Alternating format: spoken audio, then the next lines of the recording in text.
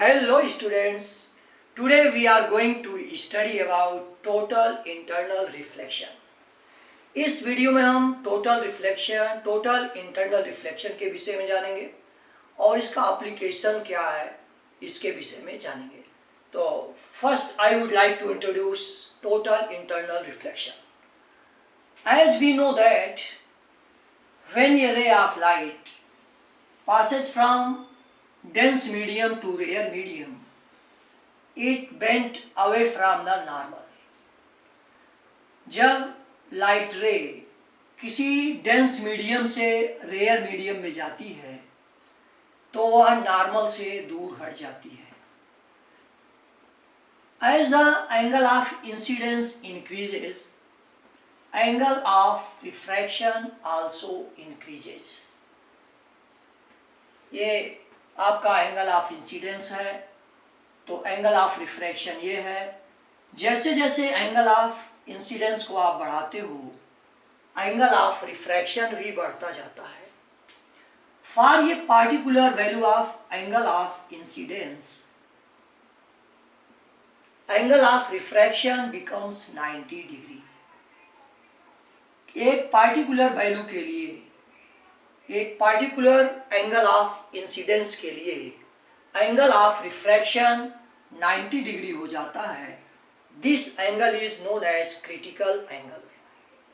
इसको हम critical angle IC से लिखते हैं. IC यहां लिख रहे हैं IC. If angle of incidence if angle of incidence increases, then angle of refraction is more than 90 degree and rays of light start to return in the same medium. यदि हम angle of incidence को इस angle से ज़्यादा करते हैं तो raise of light जो है वह इसी मीडियम में वापस होना शुरू हो जाती हैं.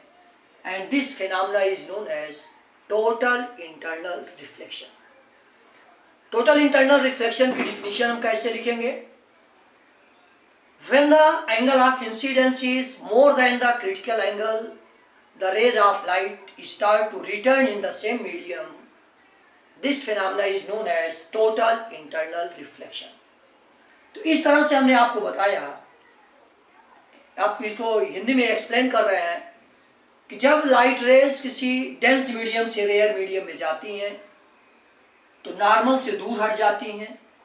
जैसे जैसे हम एंगल ऑफ इंसिडेंस को बढ़ाते हैं, एंगल ऑफ रिफ्रैक्शन बढ़ता जाता है. किसी एक पार्टिकुलर वैल्यू के लिए, किसी एक पार्टिकुलर एंगल ऑफ इंसिडेंस के लिए एंगल ऑफ रिफ्रैक्शन 90 डिग्री हो जाता है. इस वैल्यू को हम, the value of angle of incidence is known as critical angle. This is critical angle IC. इसको हम कहते हैं critical angle for which angle of refraction is 90 degree. If angle of incidence increases, it is more than the critical angle, then rays of light starts to return in the same medium and this phenomena is known as total internal reflection. यदि angle of incidence की value critical angle से ज़्यादा होती है तो light rays उसी माध्यम में वापस आ जाती हैं. ये जो फिनोमेना है इसको हम टोटल इंटरनल रिफ्लेक्शन कहते हैं. इस तरह से इसको हम लिख सकते हैं, from dense medium to rare medium, DNR. From dense medium to rare medium, sine IC, sine I upon sine R. ये आप जानते ही हो. और ये वैल्यू आपकी हो जाती है 90 डिग्री. क्रिटिकल एंगल के लिए साइन R, जो एंगल ऑफ रिफ्रैक्शन होता है, हो जाता है साइन 90 डिग्री. और इस तरह से DNR हो जाता है sine IC. IC angle of critical angle, incidence की वैल्यू जो क्रिटिकल एंगल है साइन 90 की वैल्यू 1 हो जाती है. तो we get sine R DNR equal to, यहां से आप लिखते हैं DNR equal to sin IC. DNR, if rare medium is air, then we can write if rare medium is air, if rare medium is air, then if we can write D and A equal to sin IC. इसको हम IC, absolute refractive index is written as A/D. आप जानते ही हो absolute refractive index from air to medium लिखा जाता है. इसको अगर हम A/D लिखते हैं तो ये आपका हो जाता है 1/sin IC. तो इस तरह से आपने देखा refractive index is inversely proportional to the critical angle. आपका अगर रिफ्रैक्टिव इंडेक्स ज़्यादा है, मीडियम का रिफ्रैक्टिव इंडेक्स ज़्यादा है, तो उसके लिए आपका क्रिटिकल एंगल की वैल्यू कम होती है. और अगर रिफ्रैक्टिव इंडेक्स कम है तो क्रिटिकल एंगल, जो एंगल ऑफ इंसिडेंस है, उसकी वैल्यू ज़्यादा होती है. ये इस एप्लीकेशन पर आपके न्यूमेरिकल्स पूछे जाते हैं. This is absolute refractive index A/D. आपको आप सिंपल सा मीडियम का रिफ्रैक्टिव इंडेक्स लिख सकते हैं. इसको ऐसे लिख सकते हैं, इसको आप लिख सकते हैं mu equal to 1/sin IC. इसका जो एप्लीकेशन है, अब हम इसके एप्लीकेशन के विषय में पढ़ने चल रहे हैं. तो ये हो जाता है, इसका पहला एप्लीकेशन ऑप्टिकल फाइबर. ये बहुत ही इम्पोर्टेंट टॉपिक है. टोटल इंटरनल रिफ्लेक्शन की फिनोमेना का एग्जाम्पल और ये न्यूमेरिकल इस पे आते हैं. तो इसका एप्लीकेशन में हम आपको बता रहे हैं, कई एप्लीकेशन हैं जो आपको मल्टीपल चॉइस क्वेश्चन में भी दिए जा सकते हैं कि कौन सी फिनोमेना है जो टोटल इंटरनल रिफ्लेक्शन पर डिपेंड नहीं है. कई फिनोमेना दे देते हैं. तो पहला जैसे आपका ऑप्टिकल फाइबर है, ये टोटल इंटरनल रिफ्लेक्शन के examples optical fibre, mirage in deserts and sparkling of diamond, और world seen by fish.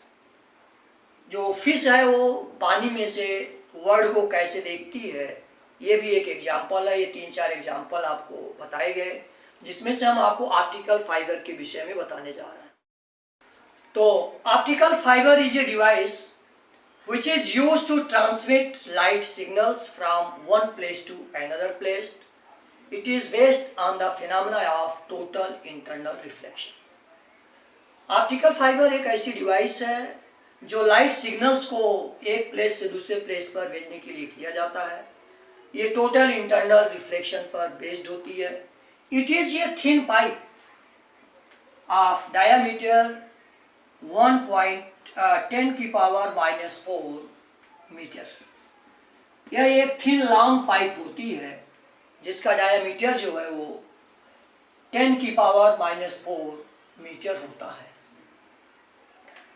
It is made from a material quartz of refractive index 1.7.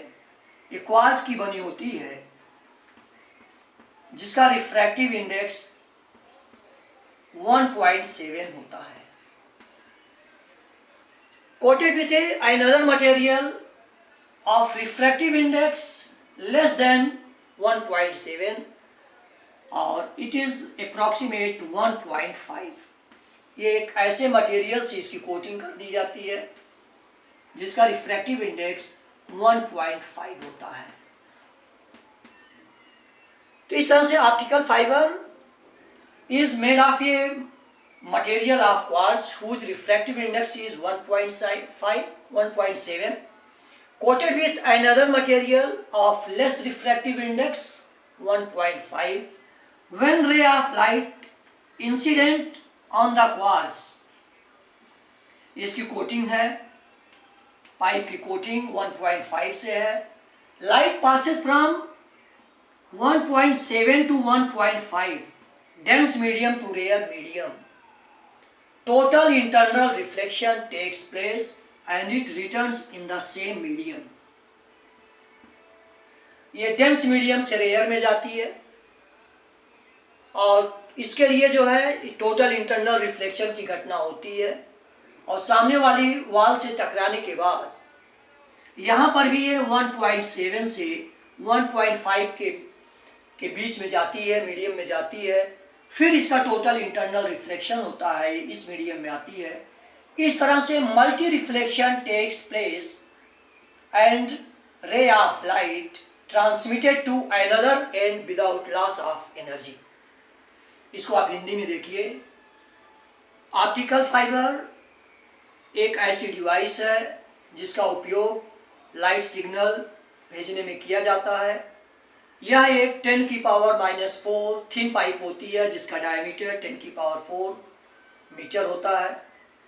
ये एक मटेरियल होता है क्वार्ट्ज जिसका refractive index 1.7 होता है और ये कोटिंग इसकी होती है refractive index, a material of refractive index less than 1.7 approximate 1.5 और when a ray of light incident on the quartz incident inside the pipe optical fiber, ray of light passes from dense medium to rare medium.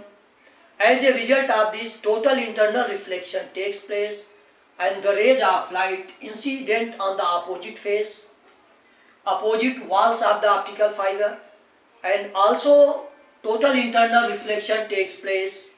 And similarly in the same way multi total internal reflection takes place and ray of light transmit to another end without loss of any energy and optical signals can easily be sent to one place to another place. तो इस तरह से आपका total internal reflection है। Notes जो हैं हमारी same language, आपकी जो नोट्स हैं ये टेलीग्राम चैनल पर आपको मिल जाएंगे। हमारे चैनल के डिस्क्रिप्शन में इसकी लिंक है, टेलीग्राम चैनल की लिंक है जहां से आप इसको डाउनलोड कर सकते हैं। और ये आपके बहुत सारे एप्लीकेशंस हमने आपको बताया है। मल्टीपल चॉइस क्वेश्चन में आपसे पूछा जा सकता है कि कौन सा है जो टोटल इंटरनल रिफ्लेक्शन पर डिपेंड नहीं है या कौन कौन सी घटनाएं हैं जो टोटल इंटरनल रिफ्लेक्शन पर डिपेंड है। तो आपने लिखना है ऑप्टिकल फाइबर है, स्पार्कलिंग ऑफ डायमंड है, मिराज इन डिजर्ट है और world seen by the fish. जो आपकी फिश है वो दुनिया को किस रूप में देखती है, पानी से dense medium to rare medium देखती है और उसको जो वर्ल्ड दिखता कोनिकल शेप, किस शेप में, भी एक नंबर का प्रश्न आपसे पूछा जा सकता है कि जो फिश है उसको बाहर की दुनिया किस शेप में दिखती है। तो आपको लिखना है it is viewed bye the fish in the shape of cone. तो इस तरह से हमने आपको टोटल इंटरनल रिफ्लेक्शन को कंप्लीटली डिस्क्राइब किया है। उम्मीद करते हैं कि आपको हमारा वीडियो बहुत पसंद आया होगा। आप इसको ज़्यादा से ज़्यादा लाइक, सब्सक्राइब और शेयर करें। बेल आइकन की बटन दबाएं ताकि आपको नोटिफिकेशंस मिलता रहे।